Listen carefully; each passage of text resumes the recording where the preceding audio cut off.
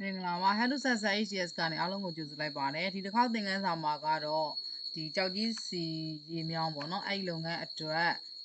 beta estimate ထုတ်တဲ့ပုံစံလေးကိုရှင်းပြပေးမှာဖြစ်ပါတယ်အဲ့တော့ beta estimate form ကတော့ဒီမှာပြင်ထားပြီးသွားပြီအဓိကကဘာလဲဆိုတဲ့အခါကျတော့ဒီ yellow book ပေါ့နော် yellow book ဘယ်ဟာကြည့်မလဲပေါ့yellow book ဘယ်ဟာကြည့်မလဲဆိုတဲ့အခါကျတော့သူကတော့ analysis of rate for value ကိုပဲသုံးပါမယ်ဒီ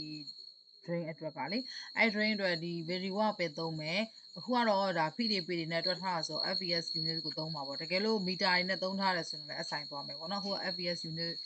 system ကိုပဲဒါသုံးပြီးတော့တွက်မယ်ဆိုတော့အခုတော့မြေတူးချင်းလုပ်ငန်းဆိုရင်ဒီ Excel file မှာဆိုလို့ရှိရင်ဗာလေးပါလဲဆိုတော့ဘယ် page က item ဘလောက်ကိုယူထားတာဆိုတာလေးတွေပါဒီမှာရွေးပြီးတော့ပေးထားတယ်မှတ်ချက်ကလေးတွေလည်းရေးပေးထားတယ်ပေါ့ဒါပေမဲ့ဒီဥစ္စာကို print ထုတ်လိုက်တဲ့အခါမှာဘာရှိမလဲဆိုတဲ့အခါကျတော့အဲ့ print ကိုဒီမှာ auto တခါတည်းပေါ့နော် ready ထုတ်လို့ရအောင်အားလုံးပြင်ပေးထားပြီးသားအခါကျတော့အကယ်၍ပေါ့ကိုယ့်ရဲ့လုပ်ငန်းအတွက်သုံးလို့တဲ့သူကလည်းပဲအလွယ်တကူဒီဘယ်လိုခေါ်မလဲ lunch လေးတွေအစားထိုးလိုက်ရုံပဲပေါ့နော်ဒါမျိုးတွေပေါ့ဒါပေမဲ့တခြားတော့စစ်ရအောင်မ worky activity တွေတခြားစစ်ရမယ်တခါတလေမှာဘာလုံးနိုင်လဲဆိုတဲ့အခါကျတော့လိုသွားတာတွေရှိနိုင်တယ်လေအဲ့လိုလိုသွားလို့ရှိရင်အဆင်မပြေဘူးအခါကျတော့ဘယ်လိုခေါ်မလဲတခြားသူရဲ့ file ကိုသုံးမယ်ဆိုရင်တောင်မှလည်းပဲပြန်စစ်ပြီးမှသုံးပါလို့အကြံပြုချင်ပါတယ်เนาะ okay အဲ့ဒါခါကျတော့ဒီ link ချိတ်တာကတော့ထူးခြားမရှိဘူးတခြားဒီ estimate တွေလိုပဲ BE ဖောင်ကိုဘာလို့လုပ်မလဲညီမချင်းလေးထိုးပြီးတော့ဟိုဘက်ကနေပြီးတော့မှဒီသူ့ရဲ့လုပ်ငန်းတွေကိုလည်းပဲဒီမှာ link ချိတ်ပြီးတော့ယူမယ်ညီမချင်းထိုးပြီးတော့ချိန်မယ်ညီမချင်းပေါ့နော်ဒီ day ကိုသွားဒီလုပ်ငန်းလေးကို link ချိတ်ပတ်တက်ခေါက်အဲ့လိုပဲဒီဘက်က group up တွေလည်းညီမချင်းဒီ day ကိုသွားသူ့ရဲ့ဒီဘက်က total ကိုအန်တာလေးခောက်ပြီးတော့ချိတ်ကျန်တဲ့ဒီမှာသူနဲ့ရတယ်လို့ unit ကကတ်ရက်ဆိုလို့ရှိရင်အဲ့လိုညီမချင်းမထိုးတော့ဘဲနဲ့သူကနေပြီးဒီလိုလေးဆွဲချလိုက်လဲဒါ link ချိတ်ပြီးသားဖြစ်တယ်ပေါ့နော်ဒါကတ်ရက်ဆိုရင်ဆွဲချလိုက်အောင်မယ်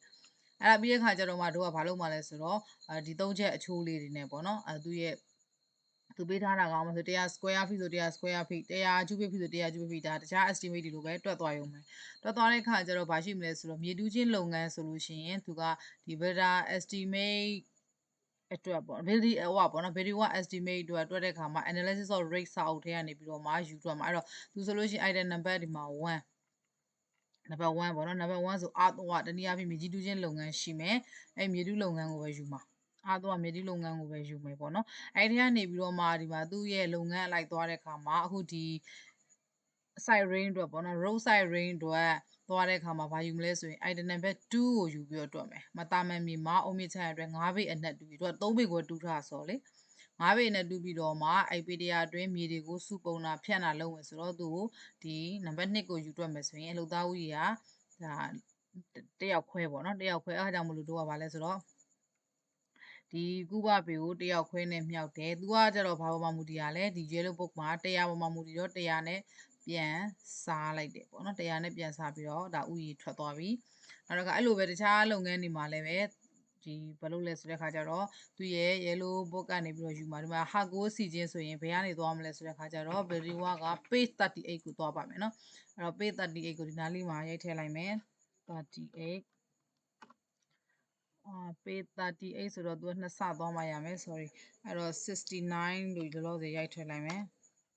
31page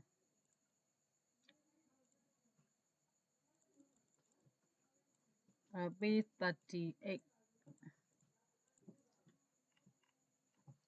ဒီမှာနော် stone wall ဆိုပြီးရှိပါတယ်ပေ38မှာ stone wall ဆိုပြီးရှိတယ်အဲ့မှာဆိုရင်သူက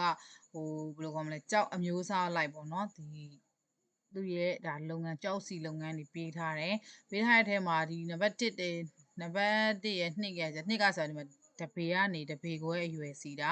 အခုတော့6လက်မကြောက်စီမယ်ဆိုတော့ကြောင့်မလို့ item နံပါတ်3ကိုယူမယ်သူထဲမှာပါတာကကြောက်တုံးရယ်ပယံရယ်လှုပ်သားရယ်ဒါလိုမယ်ပေါ့နော်အဲ့ဒါလိုမယ်အဲ့ခါကျတော့ဒါကဘာလဲဆိုကြောက်တုံးစီတာခုတော့ကဘာလုံးမှလဲဆိုတဲ့ခါကျတော့ဟာကိုဆိုတော့ကြောက်တုံးမဲ့စီမှာလေ concrete တွေဘာမှထည့်မှာမဟုတ်ဘူးဒါကြောင့်မလို့တို့ကဒီဟာပဲယူလိုက်တာသူ6လက်မဒုပဲရှိတာဆိုတော့လေ6လက်မဒုပဲစီမရမှာပေါ့နော်သူထဲမှာတော့ဒီ drawing ထဲမှာတော့မပေးထားအောင်အဲ့လိုမျိုးပေါ့နော်အဲ့ခါကျအဲ့ဒီကနေပြီးတော့အချက်တွေကိုကြည့်ပြီးတော့မှတို့ကဘာလုပ်လိုက်လဲဆိုတော့3ချက်ချိုးနဲ့တွက်လိုက်တယ်အဲ့မှာတကူဒီမှာပို့လာတာကဘာလဲဆိုတော့ဟိုတို့ဟန်ကိုတွေပါသွားတဲ့ခါကျရင်အလဲမှာ white တွေမဝင်အောင်သဲထိုးတာတွေရှိတယ်လေအဲ့ခါကျအဲ့သဲဆိုတော့ yellow book မှာတော့သဲမပေးထားဘူးမပေးလို့ထည့်မတွက်လဲဘာမှတော့မဖြစ်ဘူးဒါပေမဲ့ကို project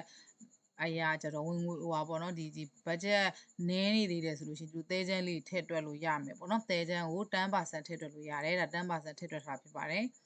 โอเคအဲ့ဒါပြီးတဲ့အခါကျတော့136 link concrete 136 link concrete ဆိုတာ concrete work ကိုတွားအောင်ပါပေါ့နော် link concrete ဖြစ်တဲ့အတွက်ကြောင့်မို့လို့ဆက်ဖြော်လက်ဖြော်မှာလက်ဖြော်ယူလို့ရတယ်ဒါကြောင့်မို့လို့ page 11ဆိုတော့သူကနှစ်ဆနဲ့တွားအောင်ပါဆိုတော့ဒီစာအုပ်မှာဆိုလို့ရှိရင် page 22ပေါ့အဲဆိုရင်ဒါတော့22တော့မဖြစ်သေးဘူးเนาะ22ဆိုရင်page 11ဒီမှာ concrete work ထဲကနေ handmade ကိုပဲယူမယ်เนาะ handmade ကိုယူပြီးတော့ဒီမှာ136ဖြစ်တဲ့အတွက်ကြောင့်မလို့တို့ကနံပါတ်1ကိုယူပြီးတော့တွက်ရုံပဲဒီမှာဒီလက်မြေသေးကြောက်ပယံလှုပ်သားအဲ့လိုသွားမယ်ပေါ့เนาะအဲ့မှာရေကုန်ကြစိတ်ကတော့ဟိုဗာလဲဆိုလို့ရှိရင်ရေကိုတို့ကဗာလဲဆိုရေအစီပေါ့เนาะဘယ်လောက်ကုန်မလဲဆိုတာကိုဒီ water cement ratio ကနေပြီးတော့လဲဒါခံမှန်းပြီးတော့တွက်လို့ရတယ်ဒါပေမဲ့ waste တွေကတော့လာမှာပဲပေါ့เนาะ water cement ratio တိုင်းတော့မသွားဘူးပေါ့တိုးတော်လည်းပဲရေရှားပါတဲ့နေရာတွေမှာလောက်ရမယ်ရေမရနိုင်ဘူးဆိုလို့ရှိရင်တော့တို့ကအဲ့ရေအတွက်ကုန်ကြစိတ်ကလည်းထည့်တွက်ရမှာအဲ့ခါကျတော့ဒီဥစ္စာကိုတော့ပုံသေးကြီးမရှိတဲ့အတွက်ကြောင့်မလို့ yellow book မှာလည်းသူကအလုံးရင်းလိုပဲပေးထားတာတို့ကလောစယ်ဒီမှာတော့သူ့ရဲ့တန်ဖိုးတွေထည့်တွက်မထားဘူးပေါ့အဲ့ကြတော့ကိုကလည်းပဲဒီလုပ်ငန်းအတွက်ရေတို့ဘယ်လောက်ကုန်ကြနိုင်မလဲဒါခမန်းတွက်ချက်ပြီးတော့ထည့်ပေးရမယ်အကယ်၍ပေါ့နော်ရေဝယ်ရမယ့်အနေထားဆိုရင်ပေါ့โอเคဒါက136အခုကကျတော့ဒါဟိုကဘာလဲဆိုတော့ကြောက်ကြီးစီတော့မှာကြောက်ကြီးစီတော့မှာဆိုတဲ့ခါကျသူကလည်းအဲ့ကြောက်လုပ်ငန်းထဲမှာပဲပါမယ်သူကပေး39ရှိမယ်เนาะအဲ့တော့39ဆိုတော့တို့ဘယ်လောက်ရှိမလဲဆိုတော့86လောက်သွားလိုက်မယ်အဲ့တော့39 86เนาะအဲ့တော့39ကနေပြီးတော့မှဒီမှာ39ကတခုရှိတာဒီစာအုပ်မှာလေ39ကမြန်မာလိုစာရွက်ကလေးပြုတ်ကျနေခဲ့တယ်အဲ့လိုဆိုအင်္ဂလိပ်လိုမှာပဲကြည့်ရမယ်เนาะအဲ့တော့39ကိုသွားမယ်ဆိုတော့ဒီမှာဆိုရင်ဒါကじゃ13 in arch ဒါကじゃအခုံးစီတာနံပါတ်5じゃနံပါတ်6ကကြတော့ဘာစီရလဲဆိုတော့သူက13စီမံနဲ့ကြောက်ကြီးစီတာဒါကြောင့်မို့နံပါတ်6ကိုယူမယ်ဒီထဲမှာပါတာကကြောက်ပါမယ်သဲပါမယ်ဘီလက်မြေပါမယ်ပယံပါမယ်ဝါကပါမယ်ဒါကြောင့်အဲ့ဟာတွေအကုန်လုံးကိုချရေးလိုက်တာပဲဒီတဲဟာတွေကဒါ yellow book ကနေချရေးတာပဲလေဟုတ်တယ်မလားပြီးဒီဘက်ချမ်းကဘာလုပ်မလဲသူက3ချက်ချိုးနဲ့တွက်ရုံပဲပေါ့နော်စောစောဟာတွေအဲ့တော့နောက်တစ်ခုကじゃပိုလာမှာဘာလဲဆိုတော့လေဒီက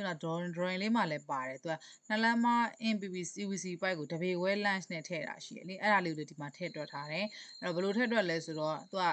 အုပ်ရိုးကနှစ်ဖက်ပါတော့ကြောက်ရိုးပေါ့နော်ကြောက်ရိုးကနှစ်ဖက်ပါတော့2အဲ့တော့မှဟိုပေါ့မိုင်က9280မိုင်ရှိမယ်အဲ့မိုင်ကြားထဲမှာ9280ပေကြားထဲမှာပေါ့နော်9ပေကြားနဲ့ထည့်မယ်ပေါ့ဟိုဒါကတော့ခံမှန်းတွက်ချက်တာအမှန်တော့9ပေမဟုတ်လို့ကိုအောင်မဆိုရင်ဟိုဘယ်လိုခေါ်မလဲကိုထဲတဲ့လောက်ပေါ့ဒါပေမဲ့9ပေပဲထဲတာများလို့9ပေနဲ့စားတယ်space span ကို spacing နဲ့စားတာမဟုတ်လို့တစ်ပေါင်းပေးလိုက်တယ်ပြီးတော့မှသူ့ရဲ့ lunch နဲ့မြှောက်လိုက်တော့ဒါစုစုပေါင်းဒီပိုက်ရဲ့အလျာပေါ့နော်ဒီအခုလုပ်ငန်းမှာသုံးမဲ့ပိုက်ရဲ့အလျာရမှာပေါ့ရပြီးသွားတဲ့ခါကျတော့မှဒါဆိုရင်ဒါပြီးသွားတာပေါ့နော်ရေလဲတူတူပဲအဲ့တော့ဒါကတော့ဘီလက်မြေ plastering work ကတော့ plastering work item ကိုကြည့်မယ် page 41က item number 3ကိုကြည့်ရပါမယ် top ပင်လောင်းပုံစံရိုက်ခြင်းကတော့ form work ကိုကြည့်မယ်ပေါ့နော် form work ကိုကြည့်ရမယ် form work မှာလိုတဲ့အပိုင်းတွေကိုဒီမှာရိုက်ထည့်လိုက်တယ်နော်ရိုက်ထည့်ပြီးဒီမှာလဲခုန3ချက်ချိုးနဲ့ပဲတွက်တာဘာမှခက်ခဲရင်းမရှိပါဘူးနောက်တစ်ခါ top ပင်လောင်းမယ်ဆိုရင်လည်း concrete work ကိုကြည့်ပါတယ်သူကတော့ဖြစ်နိုင်ရင်ဆက်ဖြော်ကိုကြည့်မယ်ပေါ့နော် okay အဲ့ဒါပြီးသွားတဲ့ခါကျမြေကြီးဖို့မယ် bed filling ပေါ့ bed filling ဆိုရင်တော့တို့ကဘာလဲဆိုတော့လောက်သားပဲကုန်မယ်ပေါ့။ဘာကြောင့်ဆိုတော့ဟိုမြေကြီးတွေကိုပဲပြန်ပြီးတော့မှဖို့တာဆိုတော့လေအဲဒါကြောင့်မလို့ तू ဖို့ရမယ့်နေရာလည်းအများကြီးမရှိတဲ့ကြောင့်မလို့မြေတီးတန့်ဝယ်စရာမလိုဘူးလို့ယူဆတယ်။ဒါကြောင့်မလို့